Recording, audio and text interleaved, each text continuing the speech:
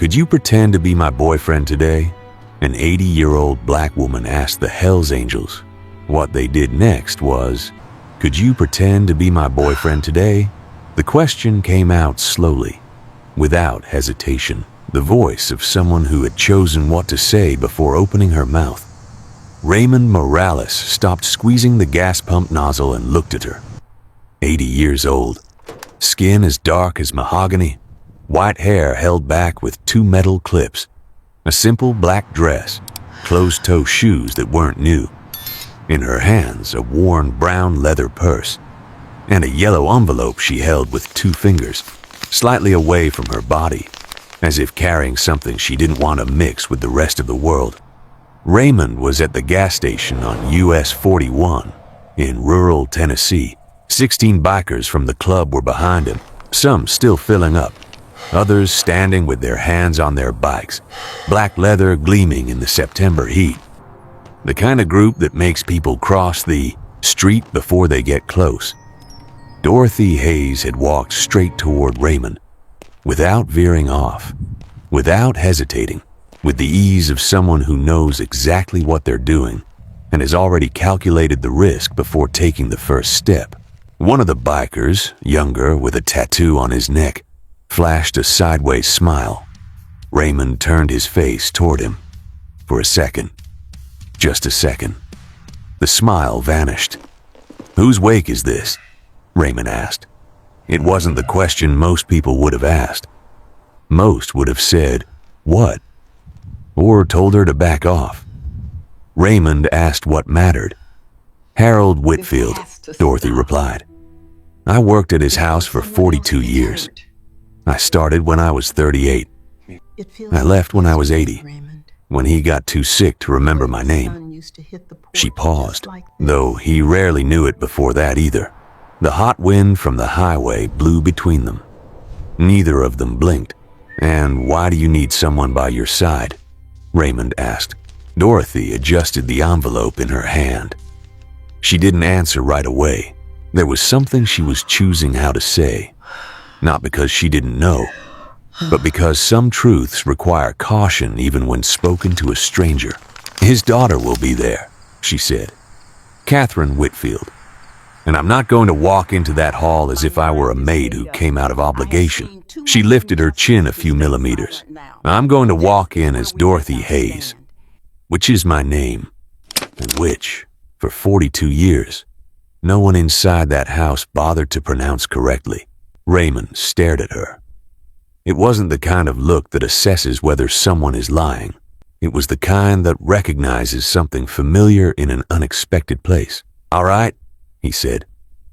Dorothy didn't smile, but something in her eyes changed. It wasn't relief. It was recognition, as if she had found in a man clad in black leather something she hadn't expected to find there. She opened her purse, tucked the yellow envelope into the inner compartment with the precision of someone who'd been repeating that gesture for months, snapped the clasp shut, and looked at Raymond.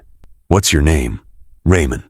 "I'm Dorothy Hayes," she said, with her last name, slowly, like someone signing their name on a document that will last.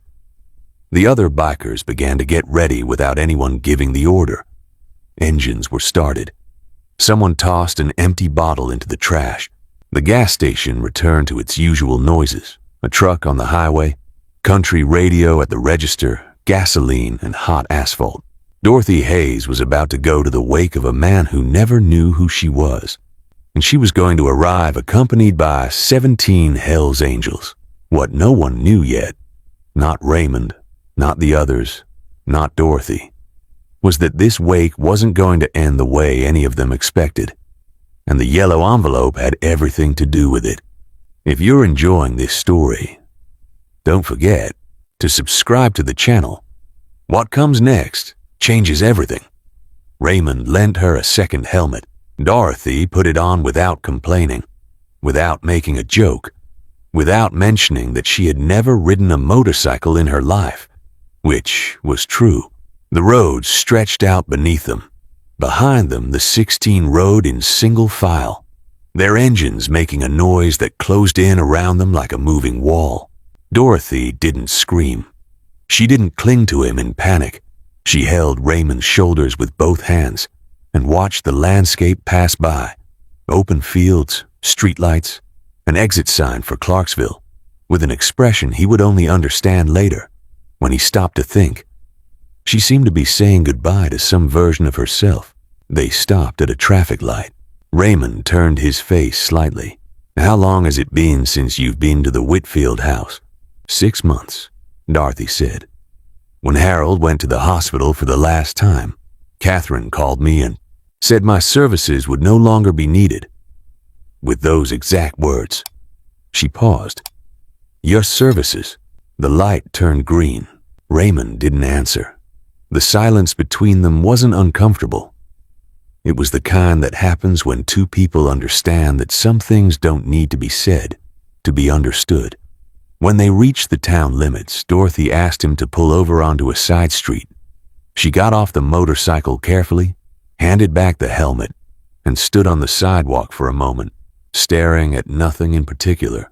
"You asked why I needed a boyfriend," she said, even though Raymond hadn't repeated the question. "And the answer I gave at the gas station was true. But it wasn't the whole story."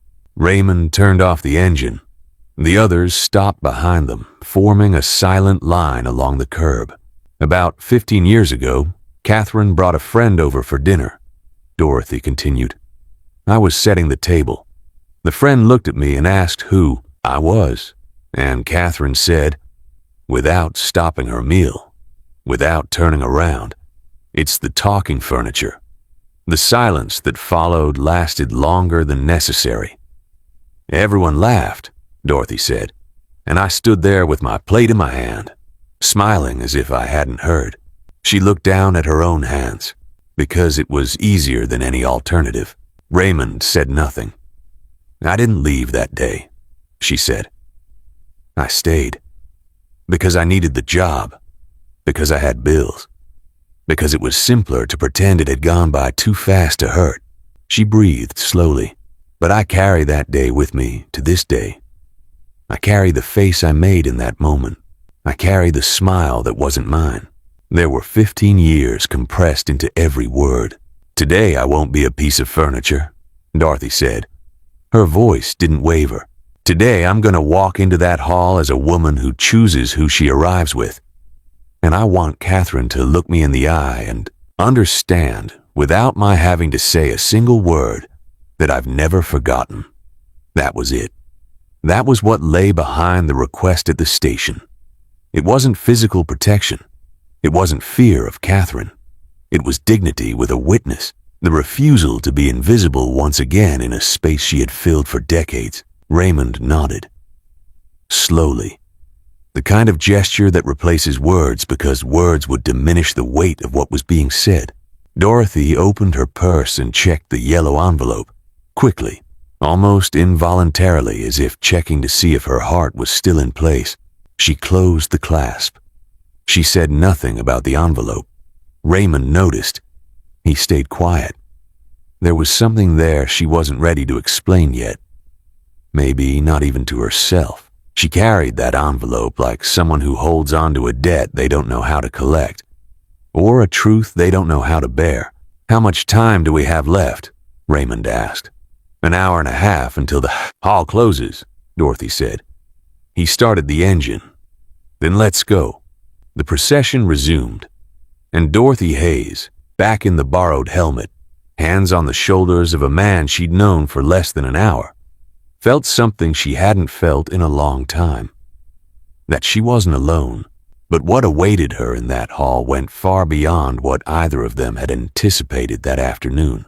The Whitfield and Sons funeral home was located in the old part of Clarksville, between a bank and a pharmacy, with a white brick facade and a discreet bronze sign at the entrance. The kind of place that exists for families who can afford sobriety. When 17 Harleys pulled up in front, the sobriety vanished. People on the sidewalk stopped. A man in a gray suit coming out of the bank stood motionless at the curb, briefcase in hand. 2 funeral home employees who had been smoking out front hurried inside and didn't come back. Dorothy got off the bike. She handed back her helmet. She smoothed out her dress. Raymond stood beside her. The other 16 took up positions behind them, not in a threatening way, but with that dense presence that fills a space in a way that asks for no permission. They went inside. A cold interior, dark at the edges, smelling of white flowers and air conditioning. Perhaps 50 people scattered among the chairs and clustered standing, all in black, all of whom stopped talking when the door opened. Catherine Whitfield was in the center of the hall receiving condolences, in her early 50s, wearing a pearl necklace, her blonde hair pulled back, with the posture of someone accustomed to controlling what happens in her own space. She saw Dorothy. A second. Two. Catherine's face showed no surprise. It showed something more calculated, recognition followed by assessment. She looked at Raymond, at the others, back at Dorothy, she said with the tone of someone using a first name to belittle. Catherine, Dorothy replied. Just the name. No ma'am, no last name. The same coin returned with surgical precision. The entire room waited to see what would come next. Catherine opened her mouth, and it was exactly at that moment that Raymond stood shoulder to shoulder with Dorothy and looked at Catherine without saying a single word. Catherine closed her mouth. Someone led Dorothy and Raymond to two chairs near the center aisle. The other bikers stood on the sides and at the back. No funeral home in Clarksville had ever seen anything like it. The ceremony began. A pastor spoke, then a nephew, then a friend of Harold's from college who described him as generous and present, and Dorothy stared fixedly at the coffin the whole time without changing her expression. In a quiet moment between the speeches, Raymond tilted his head slightly toward her. My mother worked in homes like this, he said, his voice low. A life like yours, a job like yours. He looked straight ahead. He could never do anything for her. I wasn't there when I should have been. A pause. But I can be here. Dorothy turned her face toward him. She said nothing. Sometimes a person spends their whole life waiting to be seen. And when it finally happens, in the most unlikely way, in a place that made no sense, coming from someone she hadn't known before noon, words stopped working. That was when Gordon Jones stood up. In his early 60s, dark suit, leather briefcase, Harold's lawyer. He adjusted his glasses, looked around the room, and waited for the silence to settle completely before speaking. Harold Whitfield asked me to make an announcement during the service, Gordon said, in accordance with the instructions in the will. Catherine stood completely still. Harold left a specific provision regarding Dorothy Hayes, Gordon continued. Her name in the hall was like a stone thrown onto a smooth surface. 50 people turned their heads, all toward Dorothy. I ask that Mrs. Dorothy Hayes remain available after the service for a private reading. Catherine rose slowly from her chair. Gordon, she said. Her voice was low, but the entire hall heard it. This wasn't discussed with me. It didn't need to be, Gordon replied with the neutrality of someone who had already anticipated that reaction and had prepared every syllable of his response. These are Harold's instructions. Catherine Whitfield's face changed. It wasn't a breakdown. It was something quieter and more revealing. The moment when someone realizes they've lost control of a situation, they believe they controlled completely, that there was something going on inside her own father's house that she had never seen, and Dorothy Hayes, sitting with her back straight in that dark wooden chair, her hands on her purse and the yellow envelope inside, felt the weight of 42 years rearranging itself around her. But the worst was yet to come. For Catherine, the back room had a round table, 4 chairs, and a window overlooking an empty parking lot. Gordon Jones entered with the briefcase, closed the door, and placed a thick envelope on the table, sealed with dark wax, with the name Dorothy Hayes handwritten on the front. Raymond stayed outside. It was Dorothy who asked him to. She sat down. She looked at the envelope for a moment without touching it. "You called 3 times," she said. "I did," Gordon confirmed. "Harold asked me to make sure you were here today. He said it was the most important thing of all. Why didn't you explain the reason in the messages?" "Because he asked me not to explain." Gordon placed his hands on the table. Those were his instructions. Dorothy opened her purse slowly. She took out the yellow envelope. Gordon looked at it but said nothing. "I found this 8 months ago," Dorothy said. "It was under the dishcloth in the pantry cabinet, with my name on the front, in Harold's handwriting." She placed the yellow envelope on the table next to the new one. "I never opened it," she said. Gordon stared at her. "Why?" Dorothy took a while to answer. When she spoke, her voice sounded different. No longer the controlled tone she'd maintained since the gas station. More honest. More weary. "Because I spent 42 years in that house waiting for someone to really see me," she said. "And when something with my name on it finally showed up, I was afraid." A pause. Afraid to open it and find yet another thing that would hurt me. Or worse, afraid to open it and find nothing that would justify the years I waited. Gordon was silent. Dorothy picked up the yellow envelope and opened it carefully. The letter inside was handwritten. 3 paragraphs. The uneven handwriting of an old man with arthritis in his hands. The ink had smudged slightly along one edge, as if it had been left in a damp place for too long. She read it in silence. She gave nothing away on her face for a long moment.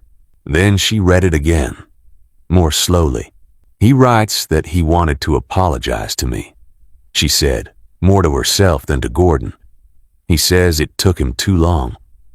That every time he was about to speak, pride got there before the words."